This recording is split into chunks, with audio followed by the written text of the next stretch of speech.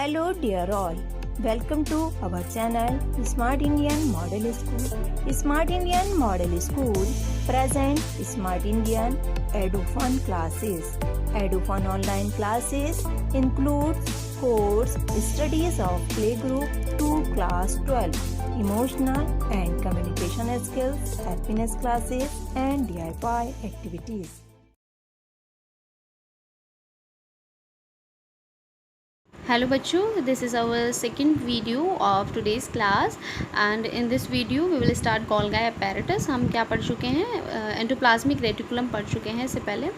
So let's start. Camillo Golgi in 1898 first observed densely stained reticular structure near the nucleus. This later were named as Golgi bodies after him.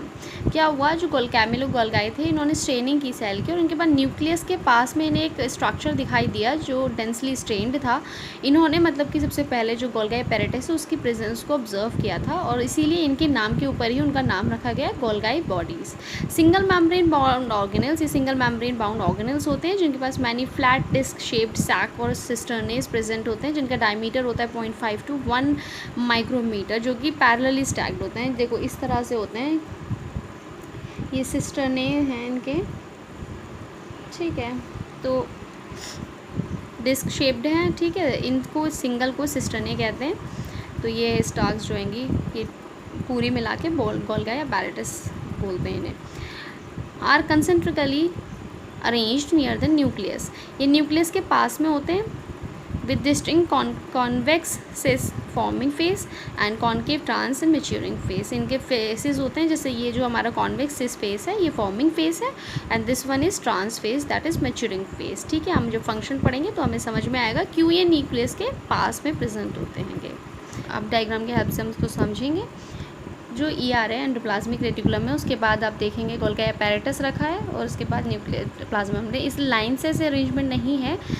Endoplasmic reticulum के पास में ही आपको जो nucleus में है वो Golgi apparatus मिलेंगे. वो इसी वजह से क्योंकि जो ये प्रोटीन्स को भेजते हैं वो पैकेजिंग के लिए वो पैकेजिंग के लिए गोल्गी एपेरेटस में आता है, जिसके बाद वो अपने टारगेट जो पोजीशन है वहाँ पर जाता है. ठीक है, अब देखो ये ER है हमारा, रफ एंडोप्लाज्मिक रेटिकुलम है. ये मान लीजिए आप प्रोटीन राइबोसोम जुड़ा है, यहाँ से कोई प्रोटीन सिंथेसाइज हुई, ठीक, वो इसमें थी. इसने उस प्रोटीन को, ये प्रोटीन है, उस प्रोटीन को इन्होंने वेसिकल में पैक किया ER ने.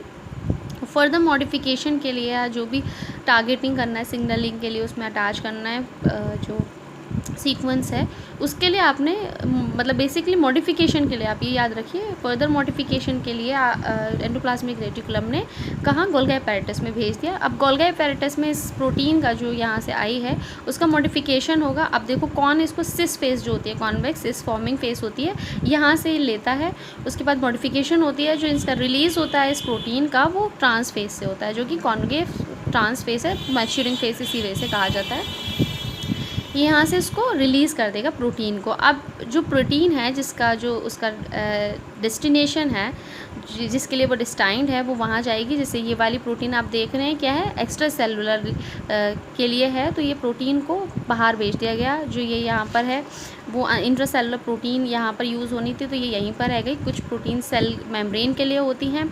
जो ये ER से जितनी प्रोटीन सिंथेसाइज होती हैं वो बेसिकली ER खुद के लिए प्रोटीन्स होती हैं जो यूज़फुल, वो और जो गोल्गी एपेरेटस के लिए होती हैं, वेसिकल्स के लिए होती हैं, और जो ये मेम्ब्रेन है प्लाज्मा मेम्ब्रेन के लिए होती है. ये आउटर सेलुलर जो होता है, extra cellular membrane extra cellular जो होता है हमारा प्रोटीन की जो ज़रूरत होती है, वो प्रोटीन जो होता है वो कहाँ एंडोप्लाज्मिक रेटिकुलम, जो रफ एंडोप्लाज्मिक रेटिकुलम है वो बनाता है.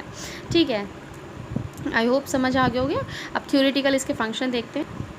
क्या है function of Golgi apparatus? Packaging material to be delivered either to the intracellular target और सिक्रेटेड आउटसाइड द सेल. बताया मैंने, इंट्रासेलुलर जो भी ज़रूरत है वो, और बाहर कोई प्रोटीन की ज़रूरत है वो भी यहाँ से सिक्रीट होते हैं इसी अरेंजमेंट के थ्रू.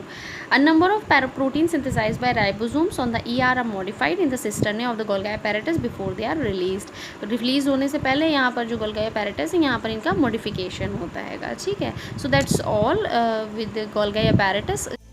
यदि आपको हमारा वीडियो अच्छा लगा हो तो आगे की वीडियो की नोटिफिकेशन नोटिफिकेशन प्राप्त करने के लिए कृपया बेल बटन दबाएं और चैनल सब्सक्राइब करना ना भूलें। Please subscribe our channel of EduFun Classes। Thank you for watching.